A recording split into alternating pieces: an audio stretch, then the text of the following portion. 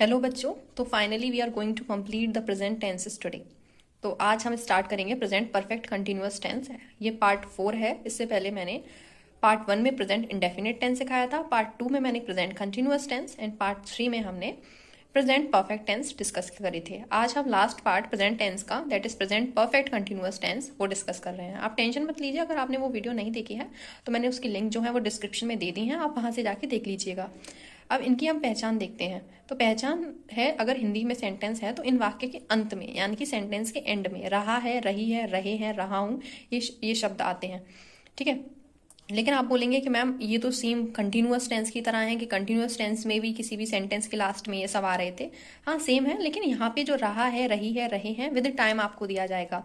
Like मैं 2 घंटे से आपको पढ़ा रही हूँ, मैं 3 घंटे से कोई काम कर रही हूँ, है ना। तो विद टाइम दे रखा होगा तो वो प्रेजेंट परफेक्ट कंटिन्यूअस टेंस है, यानी कि काम चलता आ रहा है और शायद फ्यूचर में भी चलेगा।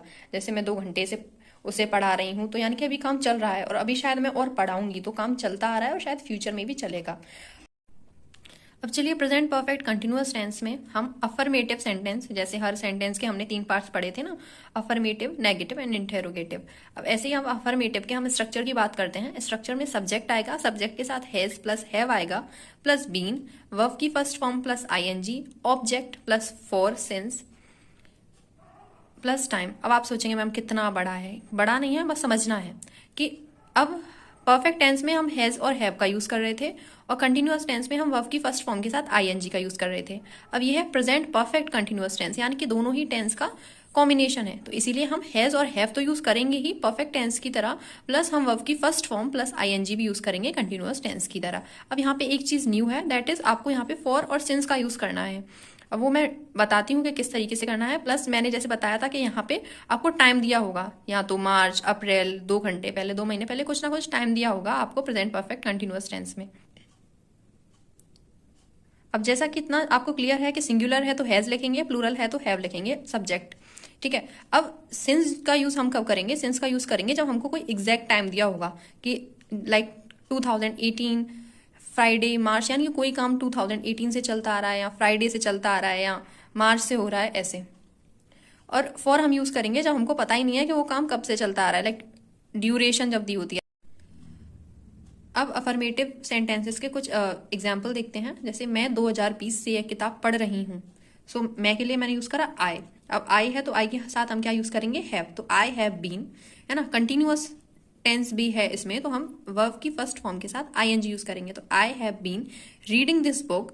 अब आपको पर्टिकुलर टाइम दिया हुआ है, एग्जैक्ट टाइम, कि मैं 2020 से यह किताब पढ़ रही हूँ, तो I have been reading this book since 2020। ठीक है। अब जैसे वह 3 घंटे से सो रही है, अब वो 3 घंटे कोई से भी हो सकते हैं, कल के 3 घंटे से सो रही है ना, या आज के 3 घंटे से सो रही है, तो वह 3 घंटे से सो रही है, आपको एग्जैक्ट टाइम नहीं बताया तो वह है, इसीलिए शी। अब सिंगुलर है तो हैज आएगा, she has been sleeping for 3 hours. अब इसी में नेगेटिव सेंटेंस देखते हैं। अगर स्ट्रक्चर की बात करेंगे तो सेम रहेगा, जस्ट हैज या हैव जो है प्लस जो बीन है उसके बीच में हम नॉट का यूज करेंगे। एग्जाम्पल, सब्जेक्ट प्लस हैज या have plus not plus been, verb की first form plus ING, object since या फॉर प्लस टाइम। सेम है, बस हैज या हैव और बीन के बीच में आपको नॉट का यूज करना। अब चलिए कुछ एग्जाम्पल देखते हैं। जैसे मैं 2020 से यह किताब नहीं पढ़ रही हूँ, तो नहीं आ गया ना कि मैं 2020 से किताब नहीं पढ़ रही हूँ, कब से भी पढ़ सकती हूँ, 2021 से या 2022 से, लेकिन मैं 2020 से किताब नहीं पढ़ रही हूँ, तो हम यूज करेंगे मैं के लिए आई।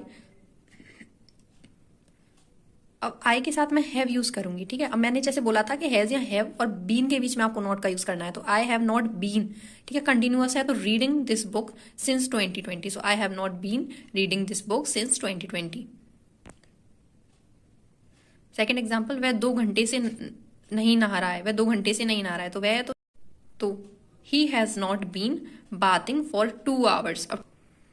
अब ये इंट्रोगेटिव सेंटेंस है। अब आपको जैसा कि बताया, इंट्रोगेटिव सेंटेंस में आपसे क्वेश्चन पूछा जाएगा, तो इसका स्ट्रक्चर देख लेते हैं। जैसे हैज या हैव यूज करेंगे प्लस सब्जेक्ट यूज करेंगे, सब्जेक्ट के बाद आपको बीन यूज करना है। ठीक है, हैज और हैव के साथ नहीं करना, सब्जेक्ट के बाद आप बीन का यूज करेंगे प्लस वर्ब की first form ING, object plus since या फॉर प्लस टाइम।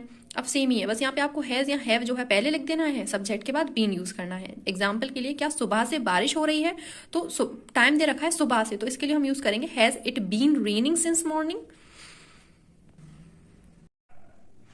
एग्जाम्पल के लिए, क्या वे 2 घंटे से गाना चला रहे हैं? तो 2 घंटे से गाना आपको यहाँ पे टाइम दे रखा है, तो have they been playing music for 2 hours? तो यहाँ पे 2 आवर्स है, इसीलिए मैंने यहाँ पे फॉर का यूज करा है।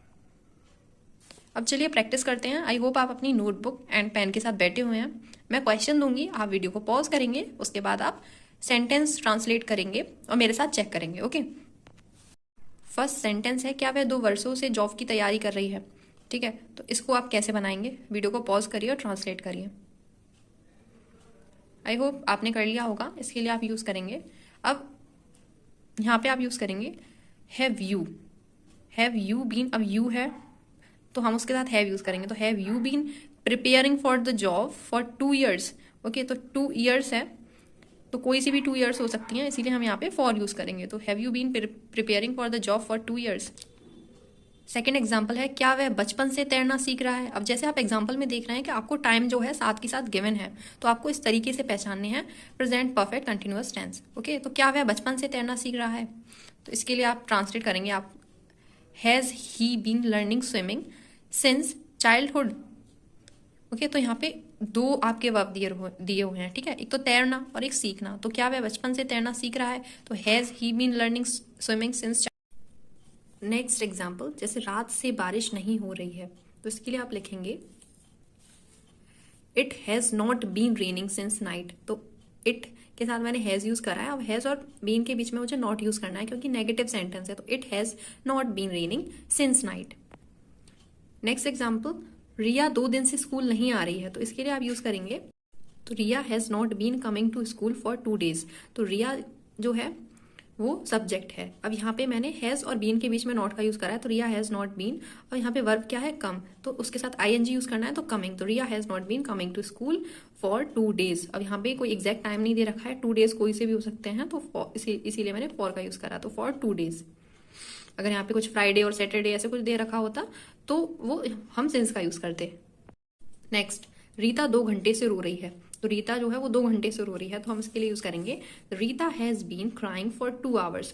ओके, सो रीता क्या कर रही है, रो रही है, सिंगुलर है, तो रीता हैज बीन, ओके, क्या कर रो रही है, इसलिए क्राइंग फॉर 2 hours।